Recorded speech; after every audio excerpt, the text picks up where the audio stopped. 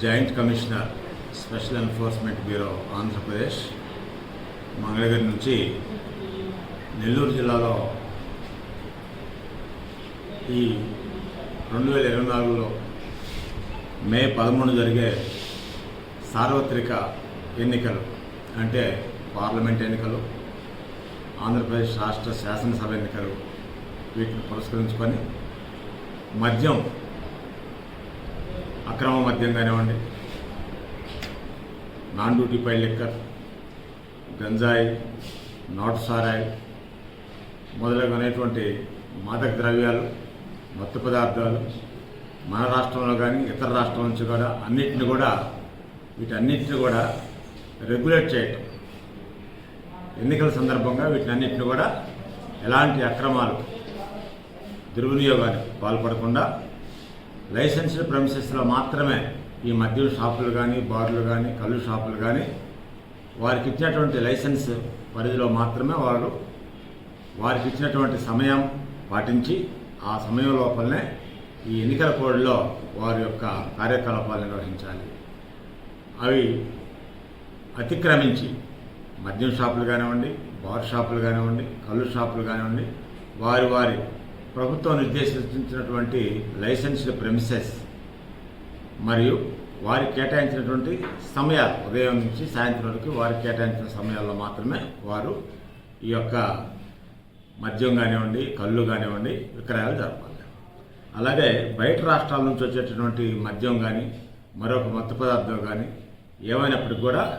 వీటిని పగడ్బందీగా వాటిని నిరోధించి ఎన్నికలో సవ్యంగా లిక్కర్ ఫ్రీ ఎలక్షన్స్, మద్యం రహిత ఎన్నికలు జరగడానికి కృషి చేయడానికి భాగంగా స్పెషల్ ఎన్ఫోర్స్మెంట్ బ్యూరో కమిషనర్ గారి ఆదేశాల మేరకు నిన్నటి రోజున నెల్లూరులో ఎస్పీ గారి ఆఫీస్లో జిల్లా స్పెషల్ ఎన్ఫోర్స్మెంట్ బ్యూరో అన్ని స్టేషన్లో సిఐలు, ఎస్ఐలతోటి, అలాగే అక్కడ ఉన్నటువంటి అడిషనల్ ఎస్పీ గారితో, మా department enforcement superintendent, assistant commissioner, deputy commissioner అందరితో కూడా సమీక్షా సమావేశం నిర్వహించి ఎక్కడైతే అక్రమంగా మద్యం ఈ ఎన్నికల పర్పస్ కోసం,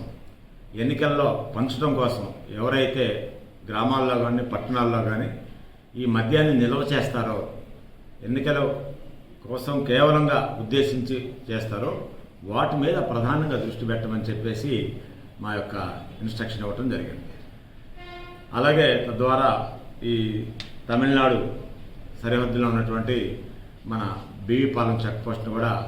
ముమ్మరంగా వాళ్ళ యొక్క చెక్కింగ్ చేసేటట్టుగా అకస్మాత్తుగా తనిఖీ చేసి వారికి కూడా పొరుగు రాష్ట్రాల నుంచి మద్యం రాకుండా నిరోధించి ఈ రాష్ట్రంలో జరిగే ఎన్నికలు